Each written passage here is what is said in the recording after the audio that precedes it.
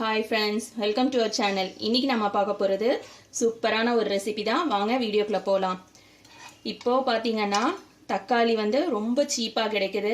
இந்த நேரத்துல நாம இத செஞ்சு வச்சிட்டோம்னாக்கா நமக்கு எப்போலாம் தேவைப்படுதோ அப்போ சமையலுக்கு இதை எடுத்து யூஸ் பண்ணிக்கலாம். இதுக்கு நான் தக்காளி எடுத்துர்க்கேன். ஃபர்ஸ்ட் தக்காளில உள்ள மேல உள்ள போர்ஷன் கட் பண்ணிட்டு ஒரு 4 பீஸா கட் பண்ணிக்கலாம். இதே மாதிரி கட் பண்ணிட்டு ஒரு குக்கர்ல போட்டுக்கலாம். நான் ஃபுல்லா எல்லாத்தையும் கட் பண்ணி போட்டுட்டு உங்களுக்கு காட்டுறேன்.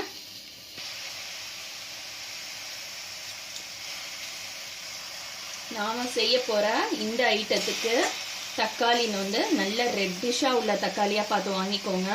பழமா இருக்கணும். இப்போ ஃபுல்லா இது போட்டாச்சு.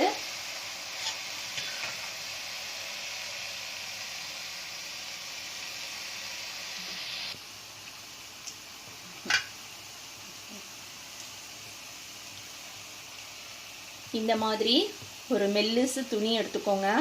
அதுல பூண்டு, வெங்காயம், ஜாதிபத்திரி, ஏலக்காய், பட்டை,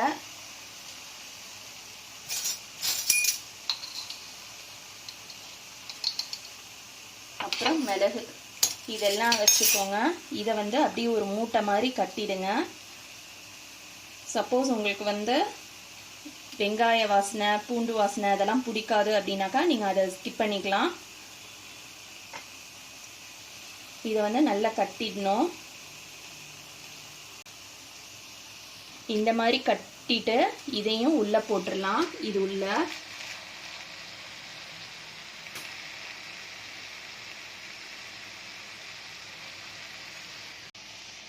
இதை இது மாதிரி லேசா வதக்கிட்டு இந்த துணி மூட்டையும் போட்டுட்டு குக்கரை மூடி 2 விசில் விட்டு எடுத்துக்கலாம்.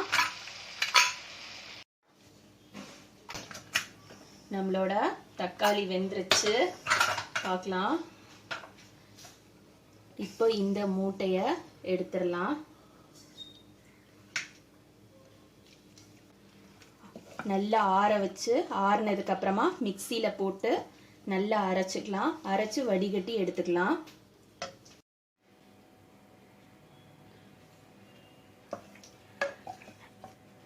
நம்மளோட தக்காளி நல்லா ஆறிடுச்சு. இதை நம்ம மிக்ஸி ஜாரில் மாற்றிட்டு ஸ்மூத் பேஸ்ட்டாக அரைச்சிட்டு வந்துடுறேன்.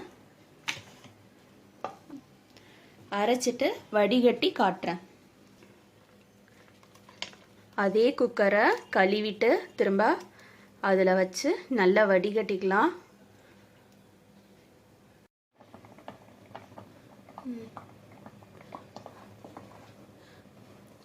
வடிகட்டின தக்காளியை இந்த மாதிரி ஊற்றிக்கணும். ஊற்றிட்டு அடுப்பை நல்லா மீடியம் ஃப்ளேமில் வச்சுக்கோங்க. இதில் வந்து உப்பு ஆட் பண்ணிக்கிறேன்.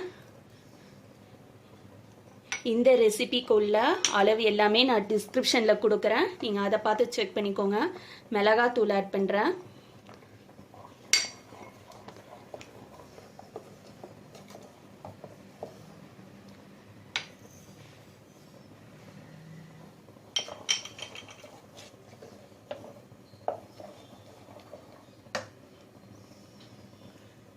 சீனி ஆட் பண்ணிக்கிறேன்.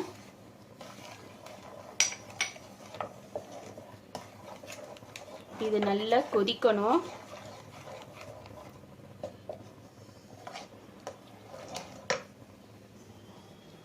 இது வந்து வினிகர் ஆட் பண்றேன். இந்த ரெசிபிக்கு கண்டிப்பா வினிகர் ஆட் பண்ணி தான் ஆகணும். வினிகர் ஆட் பண்ணலனா நல்லா இருக்காது.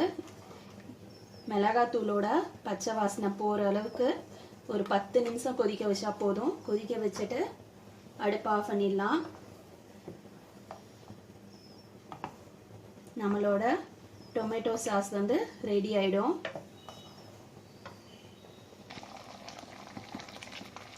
இப்போ நம்மளோட சாஸ் வந்து டொமேட்டோ சாஸ் வந்து ரெடி ஆயிடுச்சான்னு செக் பண்ணுறதுக்கு இப்படி ஸ்பூனில் எடுத்து பார்த்தீங்கன்னா இந்த கன்சிஸ்டன்சியில் இருக்கணும்.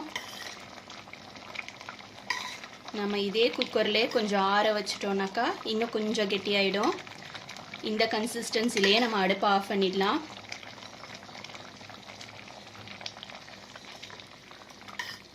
இதே மாதிரி நீங்களும் உங்கள் வீட்டில் செஞ்சு வச்சுக்கிட்டு அவசரமான சமையலுக்கு யூஸ் பண்ணிக்கோங்க.